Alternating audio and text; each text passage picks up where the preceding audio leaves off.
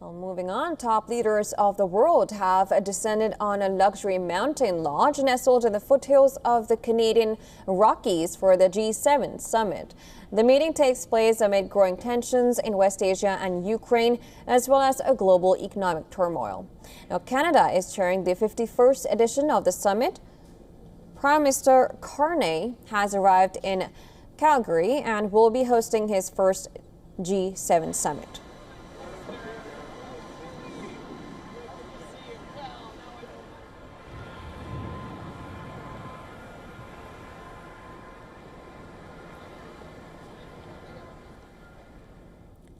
U.S. President Donald Trump was among the last leaders to arrive for the summit. Speaking to reporters before departing for Canada, Trump said that the U.S. remains committed to Israel's defense. However, he did not say whether he had urged Israel to halt its strikes on Iran. Now, this marks Trump's first G7 in Canada since 2018. A summit that ended in a public falling out with then Prime Minister Justin Trudeau, whom Trump called very dishonest and weak. Now, among the other arriving leaders are UK Prime Minister Keir Starmer, Japan's Premier Shigeru Ishiba, German Chancellor Friedrich Merz, and South Africa's President Cyril Ramaphosa.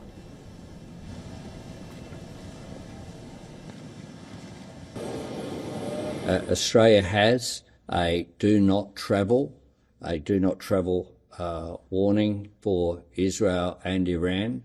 Australia, of course, I've expressed before our concern about Iran gaining the capacity of nuclear weapons as something that is a threat to security in the region.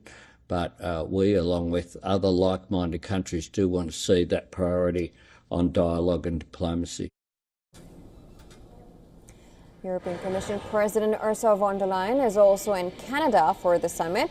She said she urged Israeli Prime Minister Benjamin Netanyahu in a call on Sunday to pursue diplomacy with Iran, but stopped short of calling for a ceasefire.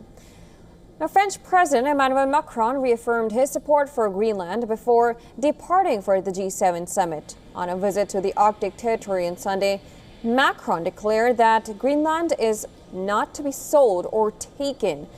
His comments were a direct criticism of U.S. President Donald Trump's interest in buying the territory.